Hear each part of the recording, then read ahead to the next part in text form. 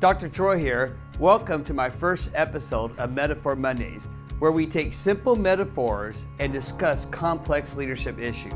I'm actually standing in the living room of my house, and behind me is a picture of what my house used to look like back in 1896. This house was built in 1896. That means it's over 120 years old. Back in 1995, my wife and I actually picked up this house and moved it to its current location. And over the last 20 plus years, we have spent time remodeling the house over and over and over again. This house teaches significant principles about leadership.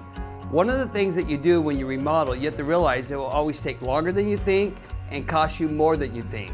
But the goal of remodeling is not to just actually move a bunch of walls or create a bunch of dust. The goal is to create a brand new normal, what I call in leadership terms, a new normal.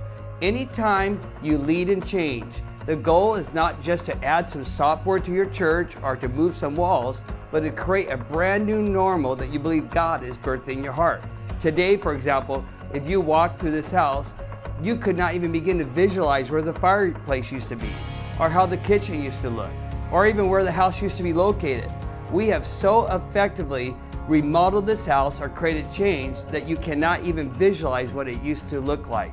Anytime you're leading in a change initiative, anytime that may be in your organization or even in your personal life, you got to spend the time, energy, the focus, or what I call a mission critical initiative, where you focus on it long enough not only to create a bunch of dust, but actually to create change that will stick. In other words, you got to create change, or you have to infuse change into the culture of the organization that will create a brand new normal. So the big takeaway from this, anytime you take on a change initiative, you have to have the patience, the skill, the fortitude to actually stay with that change long enough so that change creates a new normal in your organization.